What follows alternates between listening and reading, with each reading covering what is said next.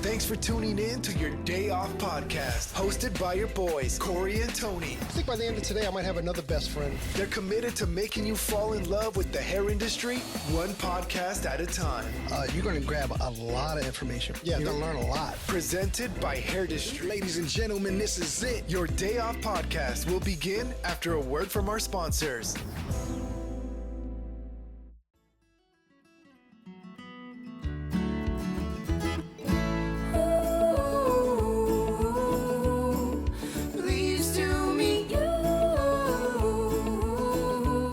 Hey, welcome back to Vision to Venues. I'm Corey Gray. I'm Katie May. Oh, you didn't sound like a Muppet that time. Oh my God. Are we going to do this every time? Pretty much. Can we just have a normal intro? That was a normal intro. Until you called me a Muppet. I called you an anti-Muppet. I called you like a Muppet in the past. You know, you're Good God, you see what I have to deal with. So hey, welcome back, man. Today we're going to talk about design and marketing.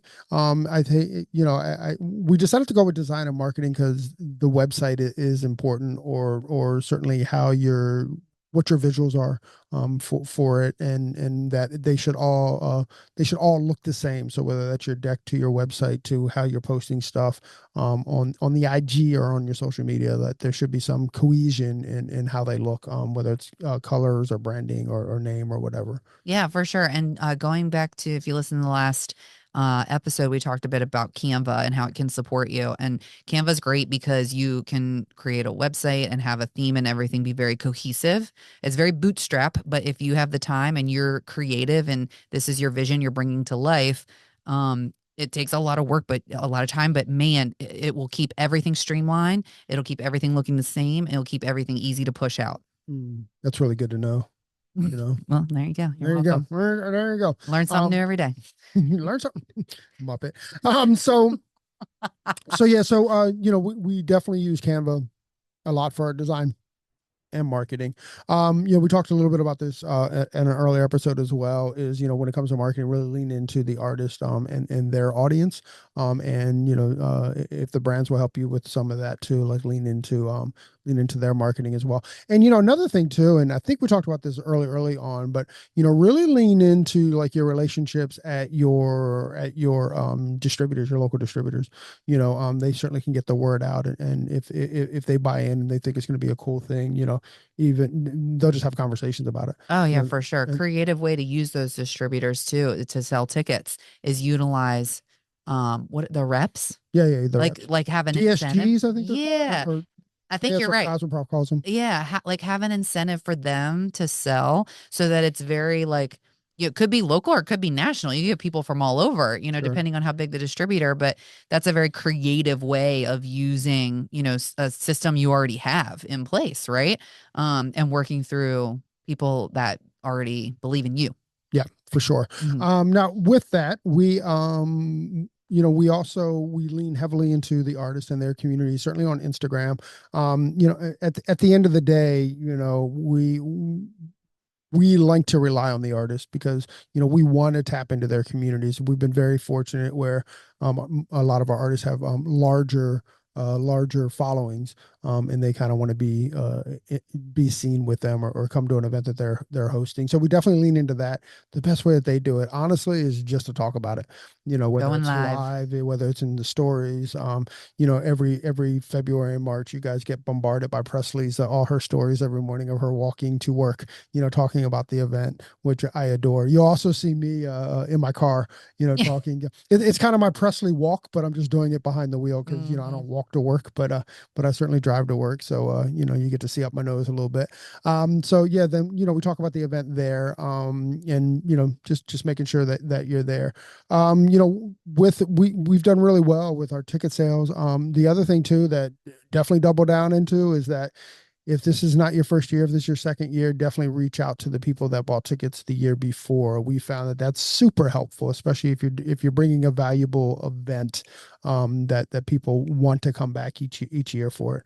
We always put our tickets for sale a little bit earlier than the general public can get them, and we've always had a pretty good response with that. Yeah, make sure that you are working on creating a community.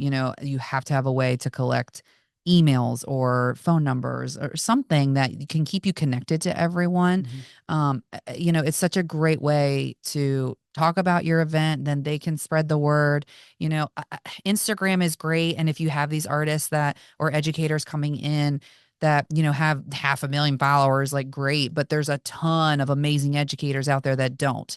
So they might have 2,000 people that are following them on Instagram. And, if they're very active, that would be a great way for them to, push it out, talking about your event. But get creative and think about other things. You could do the ads on Instagram and Facebook. If you're using Eventbrite, they have a way that you can really hone in on your area, and they will push it out to your local area where you are. Anyone who's on Eventbrite looking for, events and things that are happening around them. And it's not that expensive, but that's another great way to just tap into, another resource that can just help you with getting the word out about your event. Those are all great suggestions, and again, have conversations about it. I mean, we have the podcast, so, I think conversations about it is if you have a podcast, is a great way to do it. Fair enough. Great way to do some decking too, but we do our sponsor. Anyways, I'm gonna get a sidetrack. But yeah. I mean, I think it's just about talking about it. It's about, I'm a wild man. Like if I go to Salon Centric and I see people there, I'll ask them, are they coming to our event? And they inevitably they go, which event? And then I tell them, and they go, oh yeah. Something else we've done. I just thought about it. We go to classes that are happening local at other salons, and we'll take a flyer of our event and what's happening. Go get further your education, and then also let everyone in that room know about what you're trying to do. I think that's a really great way to. I think that's a really great way. I'm going to put a caveat on that. Okay. The only caveat is make sure that you clear it with the artist and with the salon. You want to connect with them before doing it. Sure. You don't want to just show up. No. You want to either call them and purchase a ticket to it. Don't if it's free, great, but ask about that, because you want to support them first. And then, make sure you talk to the salon owner and ask them if it would be okay. And then try and DM or get in touch with the educator. Yes, 100%. That's just kind of the right way to do it anyway. That is definitely the right way to do it. Yeah. So, I mean, a lot of, we will unturn anything that we possibly can to keep talking about it.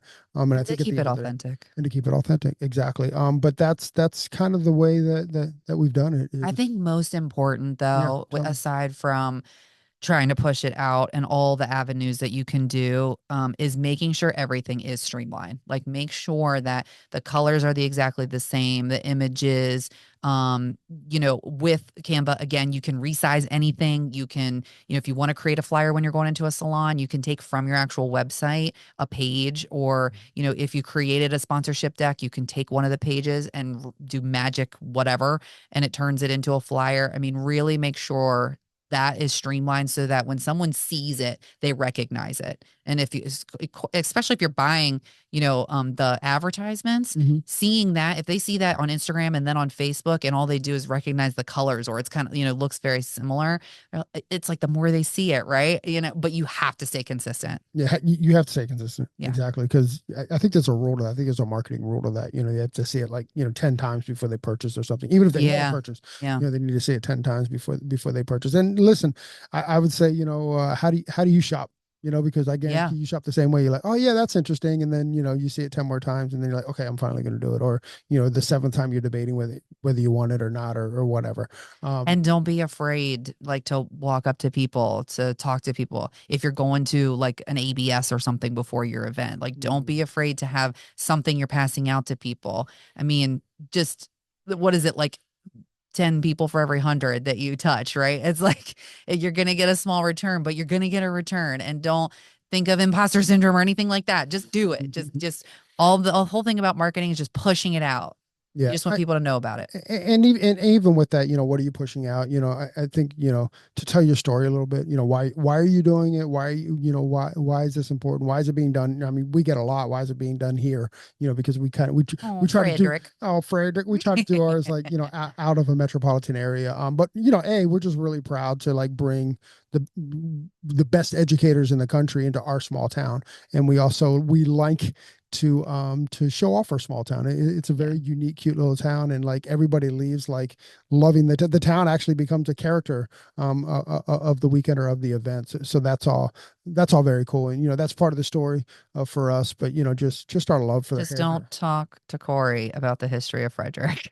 No, you definitely You'll should get talk stuck to for hours. I should promise you. You should definitely talk to Corey about the history of Frederick, because it's very interesting and it's very important. So when I see you at Presley Poe and Friends, like maybe we should do like Oh my God. do like a history walk through Frederick for only those that want to do it.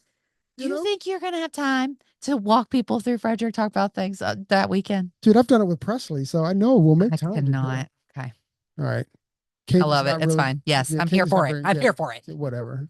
She's poo-pooing my marketing ideas. But Marketing idea. well, marketing my walk through the city.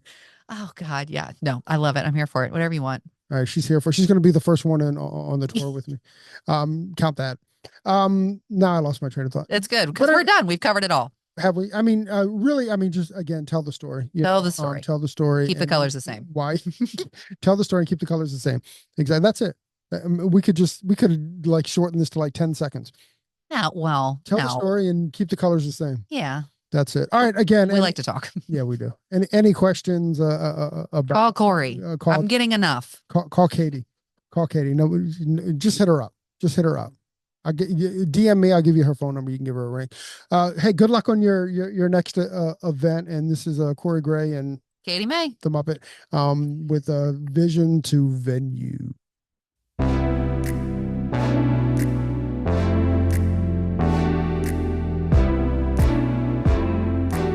Thanks for listening. If you enjoyed this episode and you'd like to help support the podcast, share it with friends, give us a rating, and drop a review. To listen to all the latest podcasts, please subscribe from your favorite podcast outlet. And to stay connected on and off the show, you can follow us at Hairdustry on Instagram and all other social media platforms. Thanks again, and we'll see you next time. Peace and love.